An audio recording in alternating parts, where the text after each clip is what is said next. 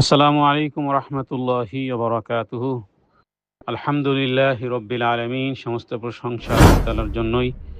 নির্ধারিত নিবেদিত শুরু হচ্ছে তাদাব্বুরে কোরআনের অংশ বিশেষ, তাদাব্বুরে দোয়া, ধারাবাহিক চলমান তাদাব্বুরে কোরআনের প্রথম ৫টি পর্ব, যা আমরা পূর্বে একবার আলোচনা করেছিলাম। রেকর্ডিং না থাকাতে আমরা পুনরায় সকলের জন্য সেই ৫টি পর্ব ইনশাআল্লাহ আমরা ৫টি দর্সে আলোচনা করার নিয়ত করেছি ইনশাআল্লাহ বিইজনিল্লাহ। এর মধ্যে প্রথম শুরু করতেছি আজকের হজরতে আদম আলাইহিস সালাতু ওয়াস সালামের দোয়া। তার দোয়ার মধ্যে কি কি বিষয় ছিল, তার সেই ইতিহাস, তার সেই ঘটনাবলী কি ছিল এবং কিভাবে তার দোয়া কবুল হয়েছিল। কোরআন এবং সুন্নাহ থেকে অথেন্টিক যে বিষয়গুলো পাওয়া যায়, দলিল ভিত্তিকভাবে আমরা সেগুলো তার জীবন এবং আমাদের জন্য তওবা, আল্লাহ তাআলার দয়া এবং রবের নিকটে ফিরে আসার যে দৃষ্টান্ত হজরতে আদম আলাইহিস সালাতু ওয়াস সালাম পেশ করেছেন, আজকের আমরা এই আলোচনাতে সেই বিষয়টি জানার চেষ্টা করব ইনশাআল্লাহুল আজিজ। ওমা তাওফীকি ইল্লা বিল্লাহ আলাইহি তাওয়াক্কালতু ওয়া ইলাইহি উনীব।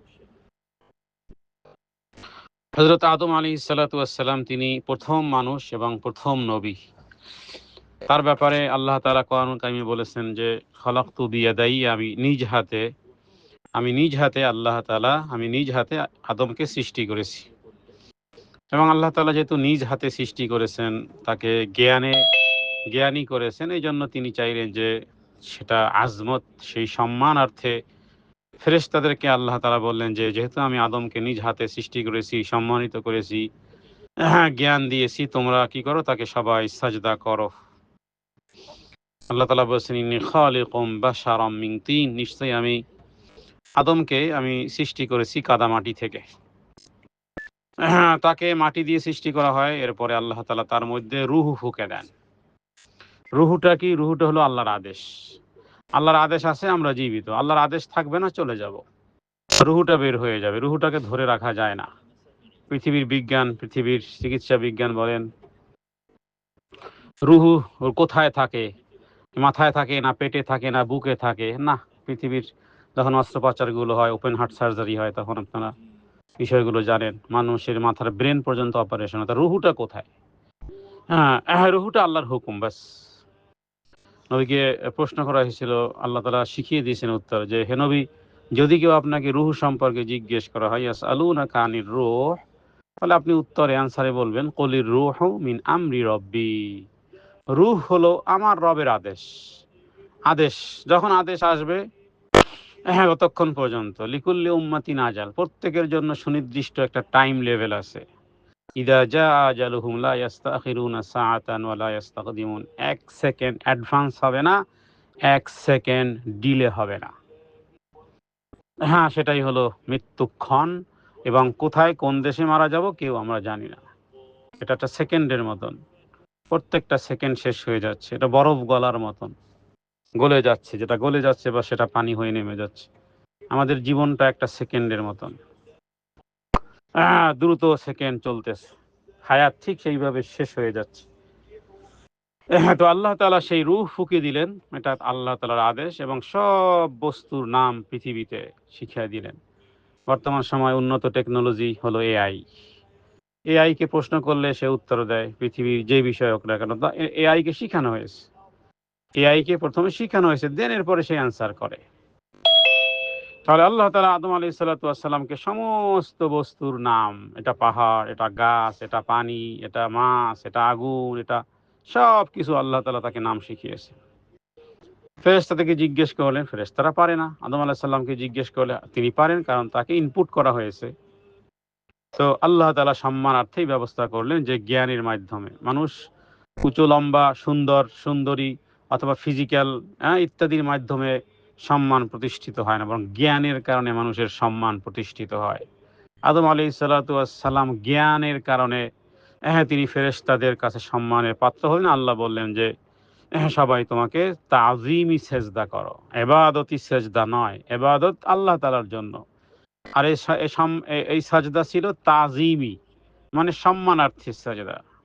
যা নাকি আমাদের ধর্মে নিষেধ করা হয়েছে। পূর্বের সময়কালে তাজিমি সেজদা ছিল সম্মানার্থে। বর্তমান সময় হিন্দুদের মধ্যে এটা আছে, একজন নারী, হিন্দু নারী তার স্বামীকে সেজদা করে, অথবা যারা আহ, মন্দিরে সাজদা করে, তার মানে সম্মানের ইবাদতের সেজদা। আর আমরা ওই সেজদা করি শুধুমাত্র ইয়াহু তাবুদুন ফালিয়াবুদু রব্ব হাযাল বাইত, শুধু রবকেই সাজদা করি, কাবা ঘরকেও সাজদা করি না, বরং সাজদা করি ওই কাবা ঘরের মালিক যিনি। এবং আমাদের এই সেজদাগুলো ইবাদত, সুতরাং এই ইবাদত অন্য কাউকে করা যায় না। সালাতের মধ্যে যে মোশনগুলো আছে, হ্যাঁ, যে এই কেয়ামগুলো আছে, ওই রকমের ওগুলো শুধুমাত্র আল্লাহর জন্য। সালাতে তিনটি মুড আছে, এক হলো কেয়াম স্ট্যান্ডিং মুড, রুকু মুড, এরপরে সাজদা মুড। এই তিন মুড শুধুমাত্র কেবলমাত্র আল্লাহ সুবহানাহু ওয়া তাআলার জন্যই করা যাবে। হ্যাঁ, অন্য কোনো কাজে এই মুড করা যাবে না। যেমন পতাকা সামনে নিয়ে, সংসদ ভবনকে সামনে নিয়ে, শহীদ মিনারকে সামনে নিয়ে আপনি নীরব চোখ নিচের দিকে সাজদার মতন, কেয়ামের মতন ভঙ্গিমায় যেভাবে সালাতে দাঁড়ানো হয় না, এটা স্পেসিফিকভাবে শুধুমাত্র কেবলমাত্র অনলি ওয়ান আল্লাহ সুবহানাহু ওয়া তাআলার জন্য এই তিন মুড। কারণ এটা সালাতের মূল তিন পার্ট। তো তাজিমি সেজদা ওই সময়কালে ছিল, আমাদের ধর্মে নিষেধ করা হয়েছে। তো সবাই সেই তাজিমি সেজদা করলো, কিন্তু ইবলিস অহংকার করে অস্বীকার করলো। আল্লাহ তাআলা আদম আলাইহিস সালামকে এবং হাওয়াকে আল্লাহ তাআলা বানালেন এবং জান্নাতে রাখা হলো এবং বলল যে তোমরা জান্নাতে খাও এবং পান করো, যা কিছু করো, তবে এই একটা নিষিদ্ধ গাছ, এখানে কাছে যাবে না। ইবলিস ধোঁকা দিল আর সেই গাছের কাছেই যাওয়া হলো। তো এখানে এটা বিদ্রোহ ছিল না, এটা মানবীয় ভুল ছিল। তারা আদম আলাইহিস সালাম এবং হাওয়া আল্লাহর বিদ্রোহ করেননি, বরং মানবীয় ভুল ছিল। তো আল্লাহ তাআলা তার দোয়া, যেই দোয়ার মাধ্যমে তিনি ক্ষমা পেয়েছিলেন, সেই দোয়াটি হলো এরকমের: আউযু বিল্লাহি মিনাশ শাইতানির রাজিম, রব্বানা যালামনা আনফুসানা ওয়া ইল্লাম তাগফির লানা ওয়া তারহামনা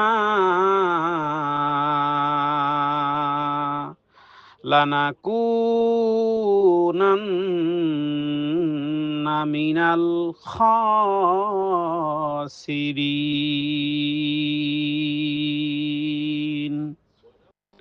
হৃদয় দিয়ে, অন্তরে স্থল দিয়ে রবের কাছে নিজেকে নত স্বীকার করে হযরতে আদম আলাইহিস সালাতু ওয়াস সালাম আল্লাহ তাআলার কাছে যেইভাবে, তিনি যেভাবে বলেছিলেন যে হে আমার প্রভু, হে আমার রব, রব্বানা, হে আমার প্রভু, যালামনা, আমি তো জুলুম করে ফেলেছি, আনফুসানা, আমার উপরে।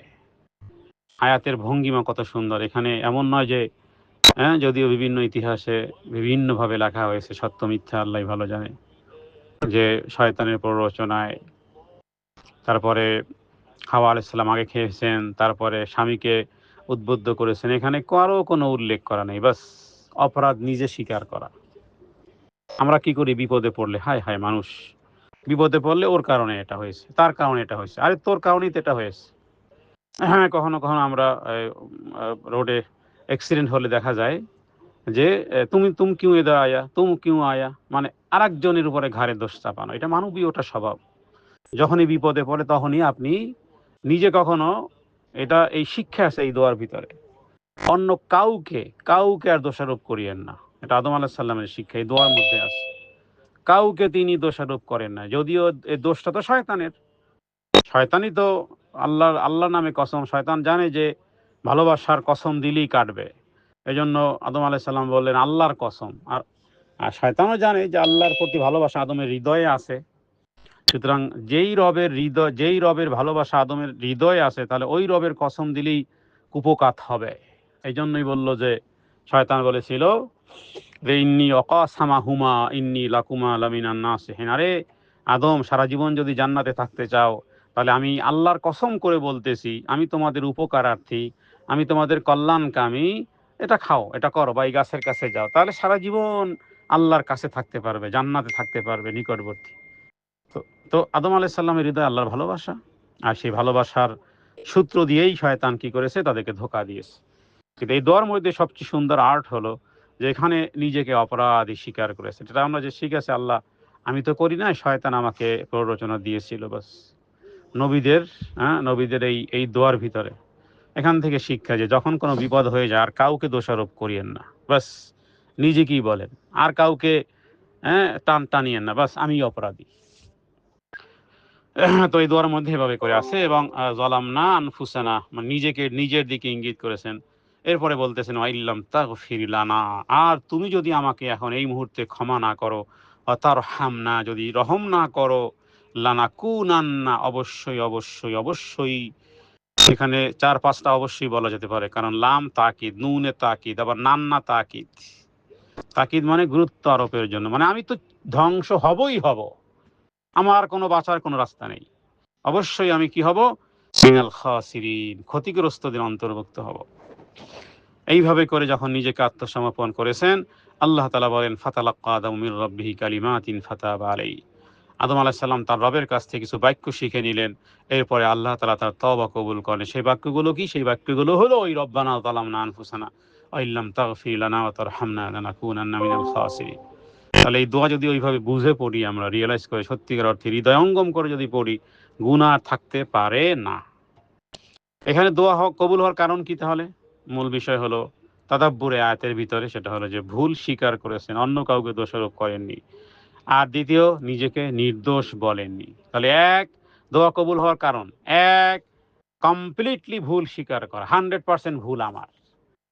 আপনি বলবেন যে ভুল তো আমার 10% আর অন্যজনের 90%, না, নিজেকে বলেন যে 100% ভুল আমারই আসলে, অন্য কাউকে দোষারোপ না করা, এটা হলো নম্বর ওয়ান।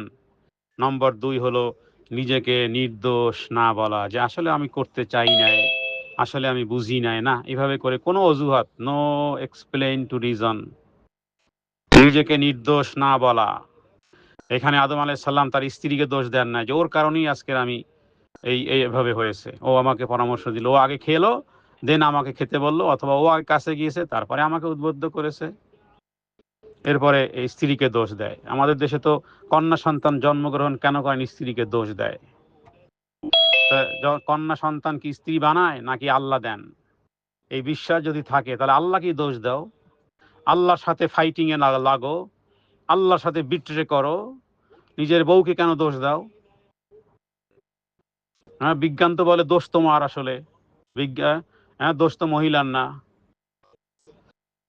তো যাই হোক, এখানে যে বিষয়টি আমরা, সেটা হলো যে তিনি আদম আলাইহিস সালাম এখানে কাউকে দোষারোপ করেন নাই, না স্ত্রীকে বলেছেন, বরং দোষটা পুরোটাই 100% নিজের উপরে নিয়েছেন।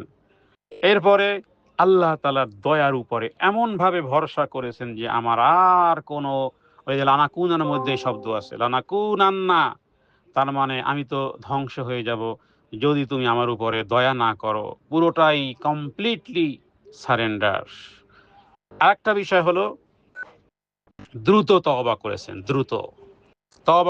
দ্রুত। এটাই হলো তওবার আদর্শ। তওবা করলে এইভাবে করতে হয়। তো আদম আলাইহিস সালাতু ওয়াস সালামের এই দোয়া থেকে শিক্ষণীয় বিষয় হলো যে মানুষ ভুল করবেই, কিন্তু ভুলের পরে তওবা না করাটাই বিপদ। আর একটা হলো শয়তানের পথ। শয়তানের পথ হলো যে ভুলের পরে অহংকার করবে, অন্যায় করবে, দোষ চাপাবে আরেকজনের, যেটা আমাদের দেশের রাজনৈতিক প্রেক্ষাপটগুলো এরকমের, দোষ করবে একা, এরপরে সেটা চাপিয়ে দিবে আবার আরেকজনের উপরে। এটা হলো শয়তানি পথ। ভুল করে অন্যের উপরে চাপিয়ে দেওয়া, এটা হলো শয়তানি পথ, কারণ এটা হলো অহংকার। আদম আলাইহিস সালাতু ওয়াস সালাম তিনি ভুলের পরে অহংকার করেননি, বরং লজ্জিত হয়েছেন। বিধায় আল্লাহ তাআলা তার জন্য দয়া অনুগ্রহ করেছেন। রাসূলুল্লাহ সাল্লাল্লাহু আলাইহি ওয়াসাল্লাম বলেছেন, বলি কুল্লু বানি আদম খাত্তা ওয়া খায়রুল খাত্তাইনা তাওয়াবুন, সমস্ত আদম সন্তানই ভুলকারী, তবে উত্তম ভুলকারী হলো যারা তওবাকারী। ভুল হওয়াটা কোনো ম্যাটার না, বরং তওবা না করাটাই হলো ম্যাটার। সুতরাং আদম আলাইহিস সালাতু ওয়াস সালাম যেন মাথা নিচু করে বলেছেন আমি ভুল করেছি, আর আল্লাহ হলেন সেই রব যিনি এই সিচুয়েশন দেখতে ভালোবাসেন, ক্ষমা করতে ভালোবাসেন, ক্ষমা চাইতে ভালোবাসেন, যেন বান্দা ক্ষমা চায় আর আল্লাহ ক্ষমা করতেও ভালোবাসেন। সুতরাং আদম আলাইহিস সালাতু ওয়াস সালামের এই নসিহত থেকে আমাদের শিখানো যে জান্নাত হারানো যায়, কিন্তু তাওবার মাধ্যমে আল্লাহকে পাওয়া যায়। জান্নাত কেউ হারিয়ে ফেলতে পারে, কিন্তু তাওবা যদি করা হয় তাহলে আবার পুনরায় আল্লাহকে পাওয়া যাবে, জান্নাতও পাওয়া যাবে। সুতরাং যদি গুনাহ হয় সেই ক্ষেত্রে হতাশা নয়, বরং আদম আলাইহিসসালাতু ওয়াসসালামের দোয়াই এনাফ। সুতরাং মানুষ ভুল করবে, কিন্তু ভুলের পরে তওবা না করাটাই বিপদ। মানুষকে আল্লাহ ফেরেশতা বানান নাই, মানুষের ভিতরে আছে নফস। আপনার আমার পেট আছে, পিঠ আছে, যৌনতা আছে, দুর্বলতা আছে, ভুলে যাওয়া স্বভাব আছে, ভুল করাটা স্বভাব আছে, ঘুম আছে, নিদ্রা আছে, অসুস্থতা আছে, বিভিন্ন রকমের কমতি ঘাটতি দিয়ে আল্লাহ তাআলা আমাদেরকে সৃষ্টি করেছেন। আল্লাহ জানেন এটা আমাদের ফিতরাহ, আমাদের নফস, আমাদের কামনা, আমাদের দুর্বলতা, ভুলে যাওয়া ইত্যাদি, এগুলো আমাদের ফিতরা। যার কারণে বিধান নবীজি বলেছেন কুল্লু বানি আদমা খাত্তা, সমস্ত প্রত্যেক আদম সন্তানই ভুলকারী। তাহলে এত ভুল নিয়ে চলি আমরা। ঘুমালে দেখি না, জীবন্ত অবস্থায় নিজের ঘাটটা দেখি না, ঘুমিয়ে গেলে আর দুনিয়ার সাথে কোনো সম্পর্ক থাকে না, অসুস্থ হয়ে গেলে বসতে পারি না, হাঁটতে পারি না, চলতে পারি না, ঠিকমতো স্ট্যান্ডিং মোডে সালাতও আদায় করতে পারি না। কত রকমের সারাটা দিনের মধ্যে রাত আর দিন, একদিন একটু ঘুম না হলে পরের দিন আর চেহারার দিকে তাকানো যায় না, পেটে ক্ষুধা লাগলে মাথা খারাপ হয়ে যায়, মাথা বেদনা সইতে পারি না, পিঁপড়ার কামড় সইতে পারি না, রোদ বেশি সইতে পারি না, ঠান্ডা বেশি সইতে পারি না, সব জায়গার থেকে দুর্বল। তাহলে এত বিপদ থাকার পরেও যেন আল্লাহ তাআলা বলতেছেন যে বিপদ ভুলে নয়, বিপদ হলো ভুলকে স্বাভাবিক বানানো, গুনাহকে হালকা ভাবা বান্দা, এটা বড় বিপদ। তাওবাকে পিছিয়ে দেওয়া বান্দা, এটা বড় বিপদ। আজ যেই গুনাহে মন কাঁপবে, তাওবা না করলে কাল সেটাই তোমার অভ্যাসে পরিণত হবে। একটা গুনাহ হবে, দাগ হবে, সেকেন্ডে আবার দাগ, করতে করতে অন্তর থাকে না, কালো দাগে পরিণত হয়। তাহলে বিপদ ওখানেই, বিপদ ভুল করাটা বিপদ নয়, তাওবা না করাটাই বিপদ। মানুষ যদি 1000 বার গুনাহ করে, দৈনিক যদি 1,00,000 বার ভুল করে, সাথে সাথে যদি 1,00,000 তওবা করে, যদি 1,00,000 তওবা করে, 1,00,000 বার তওবা করলে, হাজার হাজার বার গুনাহ, 1000 বার তওবা, সমান সমান ইকুয়াল ফলাফল আসবে পবিত্রতা। আর এক ব্যক্তি গুনাহ করে, তওবা করে না, আস্তে আস্তে তার মরণের আগে তার হৃদয়ের মৃত্যু হয়। তাহলে হৃদয় মৃত্যু কিভাবে হয়? আবারও বলি, হৃদয় মৃত্যু হয় গুনাহ করতে করতে করতে করতে করতেই থাকে, তওবা করে না। আর পবিত্র হৃদয় কোনগুলো? এও গুনাহ করে, ওর চেয়ে আরো হয়তোবা বেশি গুনাহ করে, কিন্তু সাথে সাথে তওবাও করে।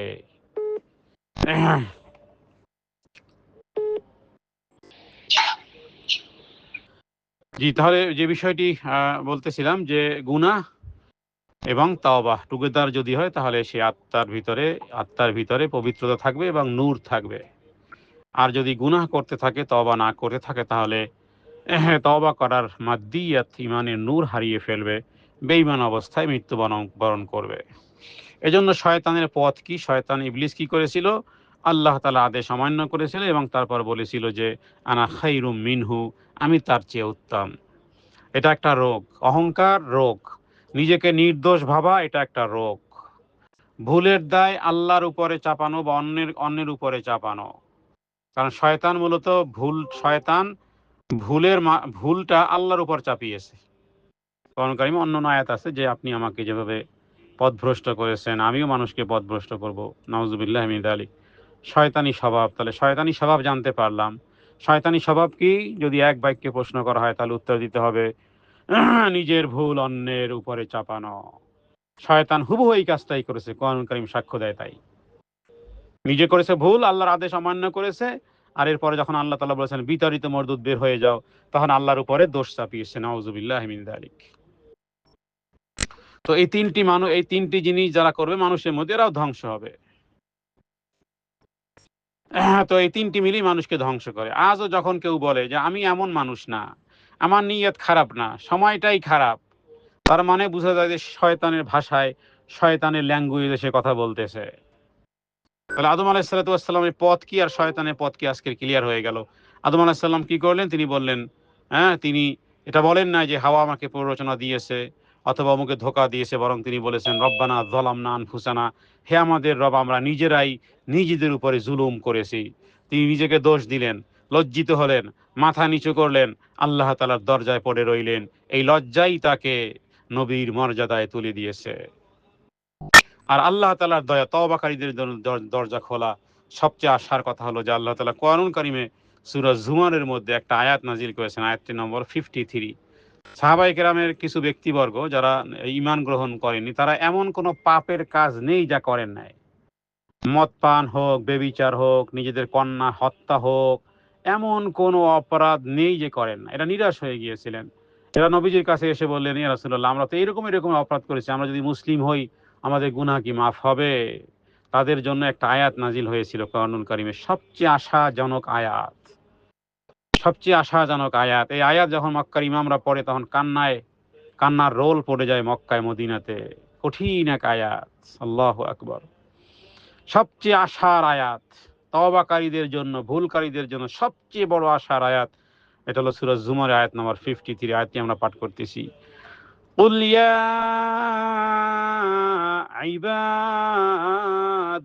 ইবাদিয়াল্লাযীনা আসরাফু আলা আনফুসিহিম লা তাকনাতু মির রাহমাতিল্লাহ। হে আমার বান্দারা, যারা নিজেদের উপর জুলুম করছো, নৈরাশ হইও না, লা তাকনাতু, নৈরাশ হইও না মির রাহমাতিল্লাহ, আল্লাহর রহমত থেকে। যদি তওবা করো, ইন্নাল্লাহা ইয়াগফিরুয যুনুবা জামিআ, জীবনের সমস্ত গুনাহ আল্লাহ মাফ করে দিবেন। চ্যালেঞ্জ দিয়েছেন আল্লাহ তাআলা, সমস্ত জীবনের গুনাহ মাফ করবেন। তাহলে আল্লাহ তাআলা যদি এরকমের একটা চ্যালেঞ্জ দিয়ে থাকেন যে শুধু মাপ চাও, সব গুনাহ মাফ করে দেব, এই আয়াত যত বড় পাপী হোক না কেন নিরাশ করবে না। কারণ শয়তানের আরেকটা হলো নিরাশ করা। হাদিসের মধ্যে নবীজি বলেছেন, আল্লাহ তাআলা রাতের বেলায় হাত বাড়িয়ে দেন যেন দিনের গুনাহগাররা তওবা করে, আবার দিনের বেলায় হাত বাড়িয়ে দেন যেন রাতের গুনাহগাররা তওবা করে। সহিহ মুসলিমের হাদিস। তার মানে যতক্ষণ আছে তোমার নিঃশ্বাস এই দেহে, যতক্ষণ আছে তোমার নিঃশ্বাস, ততক্ষণ তোমার তওবার দরজা খোলা। সুবহানাল্লাহ। একজন মানুষ প্রতিদিন নামাজ পড়ে না, একদিন হঠাৎ চোখে পানি আসে, হ্যাঁ, এই কান্না ছোট না, এই কান্নাই প্রমাণ হৃদয় এখনো জীবিত আছে। আল্লাহ গুনাহের সংখ্যা দেখেন না, তিনি দেখেন কে ফিরে এসেছে। দেখো তো কে ফিরে এসেছে, কে চাচ্ছে, কে লজ্জিত, কে দরজায় দাঁড়িয়ে আছে। আর শয়তান চাই ভুল করো, এরপরে হতাশ হও, এরপরে আর ফিরে আসো না। আর আল্লাহ চান তুমি ভেঙ্গে পড়ো, মাথা নিচু করো, আবার আমার কাছেই ফিরে আসো। যে মানুষ তওবা করতে জানে সে কখনো ধ্বংস হয় না, হবে না, হবে না, হবে না, হবে না, কোনোদিন হবে না যে তওবা করতে জানে। ধ্বংস যদি না চাই আমরা নিজেদের জন্য, তাহলে তওবা করতে ভুলবো না। হাজার লক্ষবার ভুল হয়ে গেছে, হাজার লক্ষবার রবের কাছে প্রত্যাবর্তনে আল্লাহ তাআলা লজ্জিত হন না, বরং রব হলেন এমন এক শানদার রব। রাসূলুল্লাহ সাল্লাল্লাহু আলাইহি ওয়াসাল্লাম বলেছেন, যখন কোনো বান্দা দুহাত প্রসারিত করে রবের কাছে প্রার্থনা করে, আল্লাহ বলেন আমার লজ্জা লাগে। ইন্নাল্লাহা ইয়াস্তাহয়ী, তিরমিজির হাদিস। নবীজি বলেছেন আল্লাহ তাআলা লজ্জা বোধ করেন যে তার কাছে কিছু চাইলো আর আল্লাহ তাআলা কিছু দিলেন। এটা হয় কিভাবে? এটা হয় কিভাবে? একজন সাধারণতভাবে যারা দানশীল নারী, হ্যাঁ, তাদের কাছে, হ্যাঁ, কতজন নিজেদের মাকে বা দাদিকে দেখেছেন যে মুসাফিররা এসেছে, হ্যাঁ, আপনার মা হয়তোবা কখনোই ফিরিয়ে দেয় নাই। ঘরে কিছু না থাকলেও এক মুঠ চাল পর্যন্ত, একটা কলা, ২ টা টাকা, অথবা একেবারে আমরা তো দেখেছি নিজের চোখের সামনে। একটা সময় মানুষ সবাই গরিব ছিল, তারপরও মুসাফির ফেরত যায়নি। কিছু না কিছু একেবারে ভাতের মার হলেও বলেছে যে ভাতের মার আছে। হ্যাঁ, পান্তা ভাত কম থাকলেও বলেছে ১ মুঠ পান্তা ভাতের সাথে পানি মিলিয়ে কাঁচামরিচ পেঁয়াজ দিয়েও ভিক্ষুককে নিরাশ করা হয় নাই। এখনো এই রকমের গ্রামগঞ্জে মানুষ নিজেরা গরিব, তারপরও মুসাফির গেলে ফেরত দেয় না। সুতরাং সেখান থেকে সবচেয়ে বড় বিষয় হলো যে আল্লাহ তাআলা আল্লাহ তাআলা বান্দার চান যে তওবা করতে জানবে সে কখনোই ধ্বংস হবে না। সুতরাং আত্মার যুদ্ধে আত্মার সাথে যুদ্ধ করতে হবে। শয়তানের সবচেয়ে ভয়ঙ্কর কৌশলটা আজকে জেনে ফেললাম। সেটা কি? শয়তান মানুষকে শুধু গুনাহে ফেলেই সন্তুষ্ট হয় না। তার আসল টার্গেট হলো আল্লাহর থেকে দূরে সরিয়ে দেওয়া এবং নিরাশ করা। সে ধাপে, ধাপে কাজ করে। একবার বলবে সে, "আচ্ছা একবার করলেই বা কি হবে?" আচ্ছা দ্বিতীয় বলবে, গুনাহ হয়ে গেলে বলবে, "এত বড় তুমি পাপ করেছো, তোর কোনো ক্ষমা নেই।" নিরাশ করবে। আচ্ছা কখনো, কখনো বলবে, "আচ্ছা ঠিক আছে এখনো তো বয়স আছে। এই বয়সেই এত ধার্মিক হওয়ার দরকার কি? আরেকটু সময় আছে।" যেভাবে করে প্রত্যেক রাতে শেষ রাত্রের ঘুমের সময় বলে যে, "আরো রাত আছে ঘুমাও।" বাস তখন ঘুম ভাঙবে সকাল ৮ঃ০০। এরপরে বলবে, "এখন নামাজ পড়ে কি হবে?" শেষে বলবে, "তুমি তো এমনই বদলাবে না।" এভাবে করে মারাত্মক গুনাহের চেয়ে অপরাধ তখন ঢুকে পড়ে আল্লাহর রহমতের উপরে সন্দেহ পোষণ করা শুরু করে যে, "আমি অপরাধী, আমার কি গুনাহ মাফ হবে?" তো হতাশা হলো শয়তানের অস্ত্র। মনে রাখতে হবে। হতাশা হলো শয়তানের অস্ত্র। হতাশা নামক ডিপ্রেশন ইসলাম ধর্মের ডিকশনারিতে নেই। হ্যাঁ, মানুষ হতাশা করে। মুসলিম হতাশা করতে পারে নাকি? নাউজুবিল্লাহি মিন যালিক। কাফেররা, বেঈমানেরা, মুনাফিকরা হতাশা করবে। মুসলিম জীবনে কোনো হতাশা নেই। সেটা যাই হোক না কেন, যেখানে যত বড় লস হোক না কেন, প্রজেক্টে লস হোক, ব্যবসায় লস হোক, চাকরি লস্ট হোক, যাই কিছু লস্ট হোক না কেন, মুসলিমের জীবনে হতাশা থাকতে পারে না। সে রবের কাছে হাত তুলে বলবে যে, "আল্লাহ এর মধ্যেই কোনো কল্যাণ আছে। এর মধ্যেই কল্যাণ আছে।" হ্যাঁ? এমনকি আল্লাহ মাফ করুক। সবচেয়ে বড় পরীক্ষা কি? একজন বাবা-মার জন্য সন্তান মৃত্যুবরণ করা। সেও জানে যে এর মধ্যেও কল্যাণ আছে। এর মধ্যে সব জায়গায় শুধু কল্যাণ দেখে মুমিন। আর আছে তো আসলে তাই। সুতরাং লস প্রজেক্ট অথবা ডিপ্রেশন, হতাশা, ইসলাম নামক যে ধর্ম আছে সেই ধর্মের কোথাও এই শব্দই নাই। বরং এই শব্দকে আল্লাহ তাআলা কোরআনুল কারীমের মধ্যে বলেছেন। এভাবে করে আল্লাহ তাআলা কোরআনুল কারীম সূরা ইউসুফ আয়াত নম্বর 87 খুব ভালো করে খেয়াল করে শুনুন। লা তাইয়াসু মির রাউহিল্লাহ ইন্নাহু লা ইয়াসু মির রাউহিল্লাহি ইল্লাল কওমুল কাফিরুন। আল্লাহর রহমত থেকে একমাত্র নিরাশ হয় কাফেররা। আপনি কাফের? আপনি যদি কাফের হন তাহলে নিরাশ। মুসলিম মুমিন কখনো নিরাশ হবে না। নিরাশ নেই। গুনাহ করা মানুষ মুসলিমই করে থাকে কিন্তু রহমত থেকে নিরাশ হওয়া ঈমানের জন্য ভয়ংকর। শয়তান জানে একজন মানুষ যদি আবার দাঁড়িয়ে যায় তাহলে তার সব পরিশ্রম নষ্ট হয়ে যায়। বান্দা যদি তওবা করে তাহলে শয়তানের পরিশ্রম হতে পারে সেটা মান্থলি পরিশ্রম করেছে। আস্তে, আস্তে করে তাকে ওই পর্যায়ে নিয়ে গেছে। অথবা বছর কেন্দ্রিক অথবা জীবন কেন্দ্রিক টার্গেট নিয়ে শয়তান তাকে এই পর্যায়ে নিয়ে এসেছে। এখন যদি তওবা করে শয়তানের কর্ম সব নষ্ট হয়ে যাবে। ও মরুভূমিতে গিয়ে গরম বালু মাথায় দেওয়া ছাড়া আর কোনো রাস্তা নেই। আল্লাহ তাআলা কি চান? বান্দা যা কিছু হয়ে গেছে ব্যাস ফিরে আসো, লজ্জিত হও। তুমি বলো, হে আল্লাহ আমি দুর্বল। রাসূলুল্লাহ সাল্লাল্লাহু আলাইহি ওয়াসাল্লাম বলেছেন, তোমরা যদি গুনাহ না করতে আল্লাহ তাআলা এমন এক জাতি সৃষ্টি করতেন যারা গুনাহ করত, তওবাও করত আর আল্লাহ তাদের সব গুনাহ ক্ষমা করতেন। এই হাদিসটি কি পরিমাণ গভীর এক্সপ্লেইন করার সময় এখানে নয়। তার মানে তওবাকারী বান্দা আল্লাহর কাছে অনেক প্রিয় ওই ব্যক্তির চেয়েও যে ব্যক্তি তো ভুল করে না। ভুলকারী ভুল করে তওবাকারী যেন সে ভুলই করে নাই। সুতরাং মানুষ ভাবে আমি ভেঙে গেছি শেষ। ইসলাম বলে তোমার ভেঙে যাওয়াটাই শুরু। তোমার তওবাটাই নূতন সঞ্জীবনী শক্তি শুরু। ভাঙ্গা হৃদয় অহংকার করে না। ভাঙ্গা হৃদয় দরজায় পড়ে থাকে। আল্লাহ বলেন, ইন্নাল্লাহা ইউহিব্বুত তাওয়াবিন। নিশ্চয়ই আল্লাহ তওবাকারীকে ভালোবাসেন। তওবা যারা মানুষ কেন ধ্বংস হয় না? কারণ সে জানে আমি পড়ে যেতে পারি। কিন্তু পড়ে থাকবো না। আমি ভুল করতে পারি কিন্তু আমি ফিরে আসতে জানি। হ্যাঁ? সে মানুষটার শয়তানের খেলনা থাকে না। এজন্য ওলামায়ে কেরাম বলেন, যেই গুনাহ তোমাকে কাঁদায় সেটা সেই নেকামলের চেয়েও শ্রেষ্ঠ। যেই গুনাহ তোমাকে কাঁদায় সেটা সেই নেকামলের চেয়ে উত্তম, যেই নেকামল তোমাকে অহংকারী বানায়। সুতরাং শেষ নসিহত হৃদয়ের হার্ট টাচ করা কথা হলো, যদি আজ মনে হয় অনেক দূরে চলে গেছি, মুখ তোলার মতো অবস্থা নেই, তাহলে জেনে রাখো আল্লাহ তাআলার দরজা ওয়ানাহনু আকরাবু ইলাইহি মিন হাবলিল ওয়ারিদ। দরজাটা তোমার পিছনেই বান্দা, একেবারে তোমার পিছনেই। একটা দীর্ঘ শ্বাস, একটু চোখের পানি, একটু হৃদয় থেকে বলো, হে আল্লাহ রব্বানা। একটু আদম আলাইহিস সালামের এই দোয়াটা বলো। এতটুকু বললেই যথেষ্ট হয়ে যাবে। প্রতি রাত্রে আল্লাহ তাআলা আসমান থেকে ইয়ানজিলু রব্বুনা তাবারাকা ওয়া তাআলা, হাদিসটি বলে আজকে আলোচনা শেষ করব। ইয়ানজিলু রব্বুনা তাবারাকা ওয়া তাআলা কুল্লা লাইলাতিন ইলাস সামাঈদ দুনিয়া হিনা ইয়াবকা থুলুসুল লাইলিল আখির ফায়াকুল আল্লাহ তাআলা প্রত্যেক রাতে প্রথম আসমানে ডেকে নেমে আসেন, এরপরে ডাকেন মাইয়া দুউনি, কি আসো, আমাকে ডাকবে, ফাস্তাজিবা লাহু, আমি তার ডাকে সাড়া দেব, মাইয়াসআলুনি, কি আসো, আমাকে আজকের প্রার্থনা করবে, ফাউতিয়াহু, ও বান্দা আমি দেওয়ার জন্য রেডি আছি, আমি আজকে দিয়ে দেব, মাইয়াস্তাগফিরুনি, কি আসো, আমার কাছে ক্ষমা প্রার্থনা করবে, ফাআগফিরা লাহু। সহিহ বুখারী সহিহ মুসলিমের হাদিস। কি বুঝা গেল, কি বুঝা গেল? কে আছো আমাকে ডাকবে, আমি ডাকের সাড়া দেব, কে আছে আমার কাছে চাইবে, আমি তাকে প্রদান করব, কে আছো আমার কাছে ক্ষমা চাইবে, আমি তাকে ক্ষমা করব। ফজর পর্যন্ত স্টিল, ফজর পর্যন্ত চলমান চলমান। হ্যাঁ, প্রত্যেক রাতেই ফিরে আসে এই গোল্ডেন টাইম। রাতকে 3 ভাগ করতে হবে। প্রথম ভাগ মাগরিব পর থেকে, দ্বিতীয় ভাগ মাঝামাঝি, শেষ তৃতীয়াংশ তাহাজ্জুদের সময়। এই যে সামনে রমজান মাস, যখনই সাহরির জন্য উঠবেন, তখনই বলবেন রব্বানা যালামনা আনফুসানা ওয়া ইল্লাম তাগফির লানা ওয়া তারহামনা লানাকুনান্না মিনাল খাসিরিন।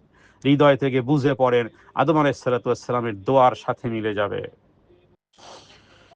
সুতরাং আল্লাহ তাআলা কেন ডাকেন ভাবো। একজন বাদশা নিজে দরজায় দাঁড়িয়ে বলতেছে, কেউ আসো। হ্যাঁ, রাজভবনে, হ্যাঁ, সেখানে থেকে ডাকতেছে, কেউ আসো। কল্পনা করা যায়? আল্লাহ ডাকেন কারণ তিনি বান্দাকে ভালোবাসেন। তিনি নিজ হাতে সৃষ্টি করেছেন, বান্দাকে ফিরে পেতে চান, তিনি বান্দার কান্না শুনতে চান, চোখের পানি দেখতে চান। আল্লাহ তাআলা কোরআন কারীমের মধ্যে বলেছেন, অল মুস্তাগফিরিনা বিল আসহার, শেষ রাতে এরা ক্ষমা প্রার্থনা করে। রবের কাছে কায়মনে বাক্যে দোয়া করি, হে আল্লাহ, শেষ রাতে ক্ষমা প্রার্থনাকারী কাহিনীদের মধ্যে আমাদের অন্তর্ভুক্ত করেন। দিনভর মানুষ কাজে ব্যস্ত, গুনাহে জড়িয়ে পড়ে, আল্লাহকে ভুলে যায়, কিন্তু রাত নিঃশব্দ, কেউ দেখতেছে না, কোনো অভিনয় নেই, এখানে কোনো অভিনয় নেই, কোনো ড্রামা নেই। যদি কেউ বলতে পারে, হে আল্লাহ, আমি অপরাধ করেছি, আমি দুর্বল, আমি সব জায়গায় দুর্বল, আল্লাহ তুমি আমাকে শক্তিশালী করো, আল্লাহ ফিরিয়ে দিবেন না। অনেক মানুষের জীবন বদলে গেছে শেষ রাতের কান্নায়। কত কাট্টা কাফের, কত ডাকাত, কত ভয়াবহ অপরাধীও শেষ রাতের কান্নায় আল্লাহ অলি বানিয়ে দিয়েছেন। সুতরাং শেষ রাতে যদি 2 রাকাত তাহাজ্জুদ পড়া যায়, হ্যাঁ, না পড়তে পারলে একটু দোয়া করা, কম কথা বলা, নিজের ভাষায় কান্না, ইস্তেগফার। দিনের বেলা আল্লাহকে ভুলে গেলেও রাতের বেলা আল্লাহ নিজেই ডাকতে থাকেন। যদি কেউ ভাবে আমার জন্য তো নয়, তাহলে তো এই হাদিস হলো তার জবাব। কারণ আল্লাহ বলেন, কে আসো, এখানে কোনো এমন নয় সুনির্দিষ্ট ব্যক্তি না, কে আসো, মান, কে আসো, নির্দিষ্ট কাউকে বাদ দিয়ে নয়, ও নারী আর ও পুরুষ, কে আসো, মাইয়া দৌনি, কে আসো, কেউ আসো কি। অথবা এরকম মাইয়া দৌনি অর্থ ভাবে করা যায়, কেউ আসো কি আমাকে ডাকবে, আমি ডাকের সাড়া দেব, কেউ আসো কি আমার কাছে চাইবে, আমি তাকে প্রদান করব, কেউ আসো কি আমার কাছে জীবনের ক্ষমা চাইবে, আমি তার জীবনের ক্ষমা করব। আল্লাহ তাআলার কাছে প্রার্থনা করে আজকে যতটুকু শুনলাম আমল করার তৌফিক দান করেন।